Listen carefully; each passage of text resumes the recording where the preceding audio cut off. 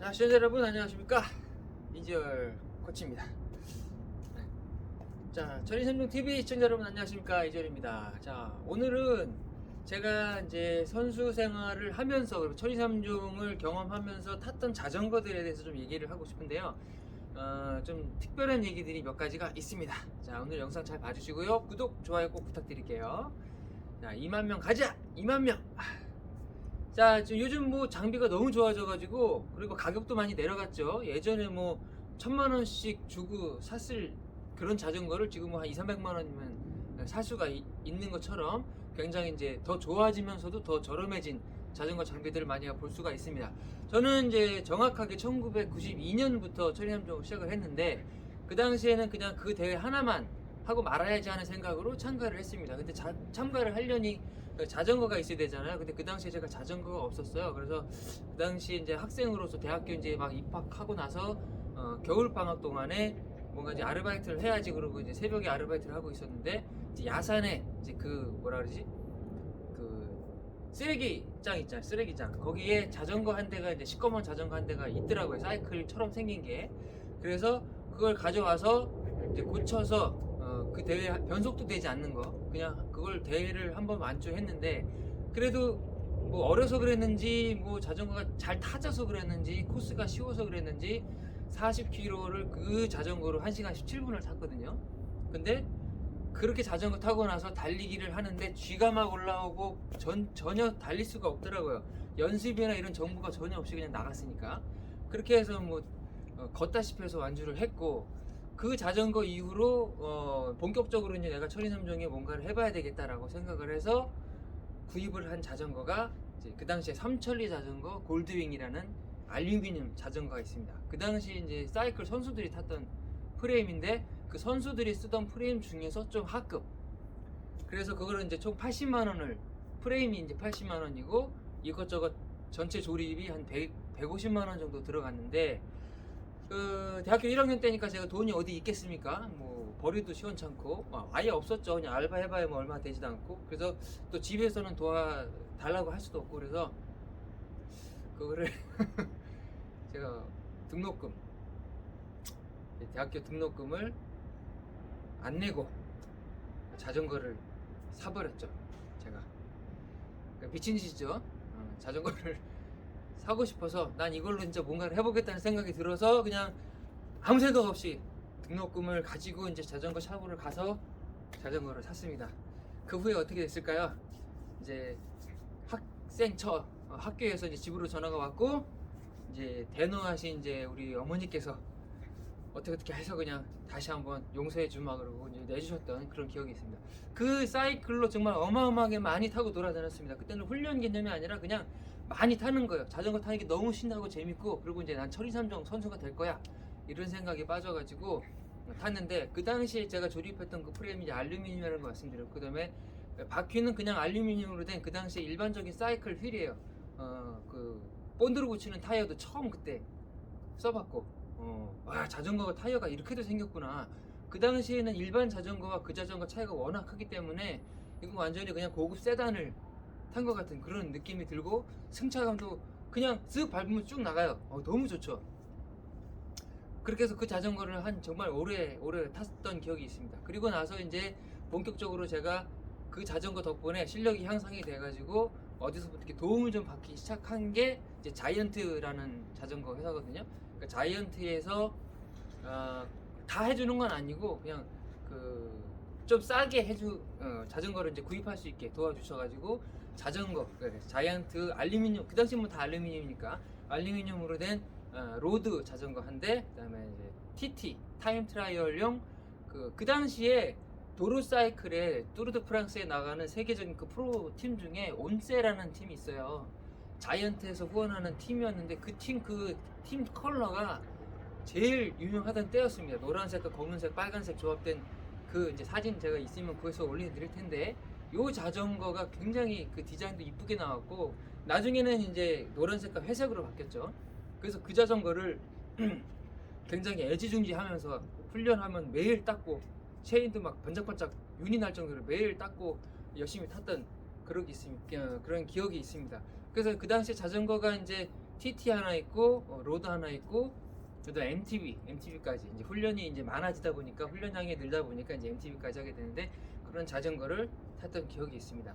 아, 그 후였는지 그 사이였는지 기억이 정확하게 나진 않는데 제가 이제 그 당시에 삼천리 자전거 우리나라 회사죠. 거기서 카본은 아니고 CFRP 이제 C가 이제 카본인데 실제로 카본이 들어가지는 않은 것 같아요. 이제 FRP 자전거를 개발을 해서 판매를 한 적이 있습니다. 잠깐. 그러니까 선수들한테만. 그걸 어떻게 제가 수송을 해서 당산동이었나요? 거기에 이제 삼천리 공장에 가서 직접 돈 주고 사왔는데 그걸 이제 프레임을 기존에 갖고 있던 자전거에 있는 부품들을 떼서 조립을 해서 탔습니다. 카본 자전거, 그러니까 그 당시에는 카본인 줄 알고 탔어요. 카본 자전거라서 굉장히 이제 에어로다이나믹하고 납작하고 날렵하게 생기고 또 가볍고 그래서 그걸 탔는데 뭐가 문제가 있었어요. 그래서 이제 헤드 부분이라 그러죠. 자전거 핸들 스티어러가 들어가는 그 헤드 부품이 꽉 맞질 않아. 이게 헐렁헐렁해. 약간 유격이 생기더라고요. 좀 타다 보니까. 그래서 이건 경경으로 쓸 수가 없다. 그래서 이제 폐기를 했던 그런 기억이 있고 그 후에 이제 본격적으로 이제 제가 이제 자전거 이제 멋스러운 자전거를 막 찾게 됩니다. 이게 맨날 똑같이 생긴 다이아몬드 프레임 말고 그러니까 어리니까 이 실력보다 그런 이제 다른 데 눈길이 갔던 거야. 좀 멋내고 싶고 멋있게 타고 싶고 막 치장하고 싶고 막 그런 데 이제 약간 정신이 팔려가지고 멋있는 자전거를 찾던 와중에 트라이슬리스라는 잡지에 희한하게 생긴 부메랑 같이 생긴 자전거가 딱 등장을 합니다. 그 당시에 그 에어로 휠을 주로 만들던 지프라는 회사가 있는데 많이들 아시죠? 지금 뭐 에어로 휠 그러면 거의 뭐 그 한 50% 이상은 먹고 들어가는 지프 그 회사에서 만든 프레임이 있습니다. 여기 사진 되게 유명하죠. 그 아직도 이거 타고 계시는 분들이 많아요. 그 당시에 이 프레임 하나가 350만 원이었는데 프레임만 그 당시에 97년 98년 요때에 엄청나게 비싼 거죠. 그거를 그동안 이제 제가 모아둔 돈으로 프레임을 사고 또 부품은 또 여러 가지 이제 조합을 해서 만들었는데 이게 제가 이제 사이즈를 그때 그런 개념도 없었어요. 그냥 대충 맞으면 타고 이랬기 때문에 이제 미디움을 사야 되는데 이제 스몰을 구매해 가지고 그거를 어떻게 맞춰가지고 타다 보니까 약간 또 그게 좀 부작용이 생기더라고요. 잡소리가 작구나. 무리하게 막 안정을 너무 높이고 타다 보니까 그 당시에 그 프레임도 그 지금의 카본 프레임에 비하면 굉장히 초창기 모델이라서 그게 완벽하진 않았던 거죠. 그래서 막 삐그덕삐그덕하는 잡소리가 계속 많이 나가지고 그리고 그걸 타가지고 더 빠르고 막 이런 건 잘 모르겠어요. 그냥 멋이 있어서 탄 거지. 그래서 그냥 그것도 한동안 타다가 처음으로 이제 제가 그 장거리 대회 미야코지마에서 열린 스트롱맨 대회에 참가를 하려고 그 자전거를 가지고 갑니다. 그래서 신나게 시합을 하던 중에 이 코스 답사가 제대로 안 된 그 죄로 타까닥 자빠지죠. 자전거를 타다가 거기 일본 이제 시내를 통과하는 코스가 있는데 거기 관중들이 막 어마어마하게 많이 나와서 막 응원을 해주고 이런데 업돼가지고 막 손을 들고 이렇게 가다가 획가닥 자빠집니다. 그래서 정확하게 360도를 돌아버리는데 그러다가 이제 안장이 땅에 부딪히면서 위에 있는 그 C포스트 빔이 부러집니다. 카본이 단점이 그거 하나예요. 그게 만약에 알루미늄이나 다른 재질이었으면 그냥 조금 휘거나 아니면 안장만 부서지거나 이랬을 텐데 카본이다 보니까 완전히 두동강이 나버린 거예요. 초반인데 사이클 150km를 타야 되는데 어떡합니까? 멀리 미야코지마까지 갔는데 완주를 해야지. 그래서 이제 넉넉히 있는데 그 주변에 계시던 일본 분들이 이제 남자분들이 막 와가지고 그게 이제 빔이다 보니까 중간에 이렇게 홈이 있잖아요. 빈 공간에 나무 작대기를 2개를 쑤셔놓고 껴서 철사로 감고 움직이지 않게 테이프로 칭칭 감아서 해주셨어요. 그래서 그걸로 그러니까 안장 높이가 한 30cm는 주저앉아 이렇게 됐던 게 이렇게 꺾여져 버리니까 30cm가 주저앉아가지고 이렇게 애기 자전거 타듯이 쭈그려가지고 그렇게 완주를 했던 기억이 있습니다. 그래서 이제 한국으로 돌아와서 그 빔만 또 그거 한 30만 원을 주고 그 빔만 교체를 해서 또 탔던 기억이 있고 그렇게 했을 때 이게 C포스트가 없는 V형 그쵸? 이런 에어로 자전거 요즘에 P5X 서별러에서 나오는 거, 그리고 이제 발칸에서 나오는 발칸 프레임 그것도 있고. 근데 디자인은 돌고 돈다는 게 맞는 말인 것 같아요. 그죠?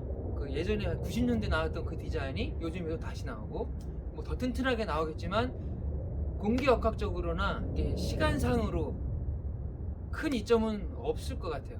저는 그걸 탄다고 더 빨라지지는 않습니다. 그냥 멋으로 타는 거라고 보시는 게 제일 맞아요. 그리고 가장 빠른 자전거는 역시 다이아몬드 프레임. 그리고 역시 에어로는 타는 라이더의 자세가 제일 중요하다. 이걸 말씀드리고 싶고,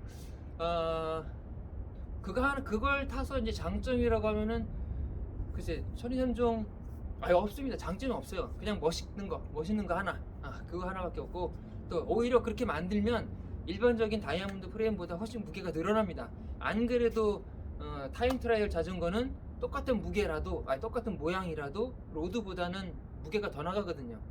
앞에서 봤을 때 전면 면적을 줄이려고 납작하게 프레임을 만들어요. 그러다 보니까 이제 옆방향으로 움직이는 그 힘에 대응하기 위해서 레이어를 몇 겹 더 치기 때문에 더 단단하게 만들어야 되기 때문에 무게가 늘어날 수밖에 없습니다. 근데 그거를 이제 또 에어로 전체로 이렇게 확대를 해가지고 프레임을 그 C포스까지 없앤다. 그러면 여기 강성 문제 때문에 무게가 더 늘어날 수밖에 없어요. 그러니까 다행히 1203종은 뭐 속도, 감속, 가속 막 이게 급하지는 않고 쭉 크루징하는 종목이기 때문에 그 무게가 늘어남으로 해서 그렇게 많이 뭐 손해 보는 것 같진 않지만, 그렇다고 해서 일반 다이아몬드 프레임을 타는 것보다 더 빠르냐? 그건 아니라고 저는 확실하게 말씀드릴 수 있습니다. 그러니까 기록을 당기기 위해서 에어로 프레임을 산다, 이거는 말이 안 되고, 기록을 당기려면 훈련을 많이 하거나 가벼운 자전거를 타시는 게 제일 좋습니다. 그리고 이제 그 후에 그 지프 자전거 이후로 계속해서 또 멋을 추가하다가 소프트 라이드라는 회사에서 비슷한 모양의 프레임이 나오는데, 여기서 만드는 소프트 라이드라는 회사는 그 후에 이제 처음에 카본으로 만들었다가 알루미늄으로 만들었다가 나중에 또 알루미늄으로 에어로를 만들어요. 이렇게 세 가지 버전이 있는데 각각 사진이 이제 여기 있죠. 제일 멋있고, 그 똑같은 모델을 제가 구해서 탔었어요. 근데 이것도 그 완벽하게 카본이 100% 들어간 게 아니라서 그 크랭크 부분, DB 파트 들어가는 그 부분이 좀 꽉 잡아주질 못하더라고요. 그래서 훈련을 하느라고 매일 타다 보니까 그 부분에 접착된 부분이 떨어져요. 그래서 시합 때 못 써먹고 연습만 하다가 폐기했던 그런 기억도 있습니다. 아마 그러길지도 시합 때만 딱 타고 나머지 연습 때는 못 탔을 거예요. 아니면은 추가로 수리해서 타든가. 하여튼 그렇게 완벽하지는 못했던 프레임이고, 또 한 가지는 그 전에 나왔던 그 지프 3001, 뭐 2001 요 프레임보다 모양은 비슷하지만 얘가 훨씬 더 무거워요. 왜냐면 그 위에 달린 서스펜션 바가 그냥 통짜입니다. 카본으로 통나무를 만든 것처럼 굉장히 두껍고 무거워요. 그 아이스하키 스틱처럼 무거워요. 그래서 그걸로 자전거를 만들었다 보니까 그게 전체 무게는 어마어마하게 무겁습니다. 그래서 진짜 뭐 약간의 오르막이 있는 이런 코스에서는 전혀 안 타는 게 맞는 자전거고, 그런 자전거도 한번 타봤고, 그 다음에 이게 충격 흡수하는 이게 서스펜션이 한 10cm 가량 오르락내리락 합니다. 진짜 스프링 달린 것 같아요. 그래서 거기에 적응을 하는 것도 약간 문제가 되고, 근데 체중이 좀 무거운 사람이 그걸 타면은 쥐청귀청합니다. 그래서 어떤 사람은 뭐 그게 좋다고 하기도 하고, 어떤 사람은 대부분은 그게 좋지를 않다고 얘기를 해요. 소프트 라이드 그 자전거의 단점은 그게 너무 출렁거린다. 그래서 기록이나 아니면 전체 사이클 경기에 별로 그렇게 도움이 안 된다. 그래서 일찍 폐기됐습니다. 뭔가 새로운 시도를 하는 건 좋은데 너무 파격적이면 생명이 짧죠. 그래서 그 자전거도 그렇게 오래 판매되지 못하고, 그 후에 이제 그 출렁거리는 문제를 이제 알루미늄 바로 대체하면서 또 프레임도 알루미늄으로 만들고, 카본 기술이 그렇게 어려운 거예요. 그 당시에는 카본으로 시험을 해봤는데 안 되니까 다시 알루미늄으로 비슷한 모양의 자전거를 만들었는데, 이것도 오래 뭐 팔리지는 않고 단종이 됐습니다. 자, 그 후에 이제 그 후에 이제 기술적으로 발달이 돼서 이제 거의 모든 제조사에서 카본으로 자전거를, 하이엔드급은 다 카본으로 만들죠. 그 접착하는 카본 파이프를 만드는 그 접착 기술이 좋아지면서, 압축하는 기술이 좋아지면서 더 가벼워지고 더 단단해지고, 그래서 이제 가지각색의 모양들의 자전거가 나온 거라고. 요즘에 이제 그런 기술들이 이제 거의 정점에 이르렀다, 이렇게 보시면 될 것 같고요. 자전거는 그러니까 프레임이나 이런 거는 그냥 취향대로 고르시되 파트가 중요하죠. 저는 뭐 소라부터 그다음에 티아그라, 105, 울테그라, 듀라이스 뭐 다 타봤지 않습니까? 그다음에 캄파 쪽도 타보고 스렌 쪽도 다 타봤는데, 눈을 감고 탔을 때 이 기계라는 게, 오토바이나 자동차는 그 일반 그 승용차들, 그냥 평상시에 타는 이런 일반 승용차 말고 이제 경주용이나 아니면 슈퍼카 아니면 스포츠카 이런 종류로 올라가면 각 회사마다의 배기음이 다르거든요. 그 모델마다의 배기음도 달라요. 그래서 정말로 이제 마니아들 같은 경우는 그 배기음만 듣고 모델 맞힐 정도로 확연하게 구분이 돼 있는데, 이 자전거는 그런 게 없잖아요. 듀라이스를 타든 울테그라를 타든 105를 타든 눈 감고 탔을 때 이게 무슨 자전거인지 맞힐 수 있는 사람은 없습니다. 정말로 그 무게를 달아봐도 다 다르기 때문에, 뭐 프레임마다 다르고 뭐 부품마다 다르고, 그래서 그 별 의미가 없어요. 대신에 하나 차이가 나는 건 뭐냐면, 딱 탔을 때 이게 듀라이스 같다라고 느낄 수 있는 건 뭐냐면, 구동성이 워낙 매끄러워요. 뭔가를 돌렸을 때, 그 다음에 조작감, 브레이크나 변속했을 때, 그때는 알죠. 이거 듀라이스다, 울테그라다, 105다. 그때는 알 수 있습니다. 근데 타기만 했을 때는 이게 어떤 그룹인지 몰라요. 울테그라하고 듀라이스 같은 경우는 이게 105하고는 확연히 다르지만, 105랑 울테그라를 비교하는 건 참 어려워. 그걸 구분하는 건 진짜 어려워. 조작감도 그렇고 다 비슷합니다. 이제 전체적인 이제 다 조립을 해놨을 때 그룹별로 제일 차이가 나는 거는 무게, 그리고 이제 실제로 탔을 때 기록하고는 별 상관이 없어요. 105를 타도 더 빨리 갈 수도 있고 듀라이스를 갖고도 느리게 탈 수도 있는데, 전체적인 이제 조작감이라든가 탈 때 승차감 뭐 이런 걸 이런 게 차이가 많죠. 그래서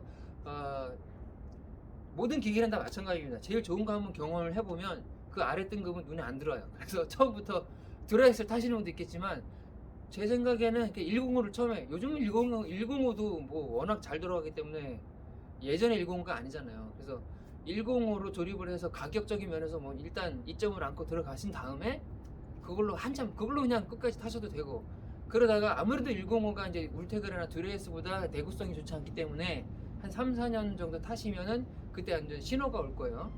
뭐 변속이 잘 안 된다든가 좀 빡빡해진다든가 그런 게 있을 거예요. 그러면 그때 이제 또 한 단계씩 올라가는 거죠. 울테그라로 바꾸든 그때 이제 듀라이스 바꾸든. 또 울테그라나 듀라이스나 뭐 105도 지금 다 전동식이 나왔잖아요. 그러니까 전동으로 바꿀 것인지 아니면 계속해서 기계식으로 갈 것인지, 그런 걸 그때 가서 한번 선택해 보시면은 어떨까, 이렇게 생각을 해봅니다. 자, 오늘은 그 자전거, 제가 탔던 자전거 설명도 좀 드리고, 각 부품, 그룹별 부품의 차이점에 대해서도 조금 설명을 드렸습니다. 어떻게 도움이 되셨는지 모르겠네요. 제가 말씀드린 것 중에 뭐 매끄럽지가 않다거나 아니면 약간 의심간다 이런 얘기도 댓글로 달아주시고, 더 알고 싶다, 더 정확하게 알고 싶다 이런 게 있으면 또 댓글로 달아주시기 바랍니다. 자, 오늘도 좋은 하루 되시고요. 철인 3종, 더 많은 분들이 철인 3종을 즐길 수 있는 그날까지 계속 열심히 뛰도록 하겠습니다. 자, 감사합니다.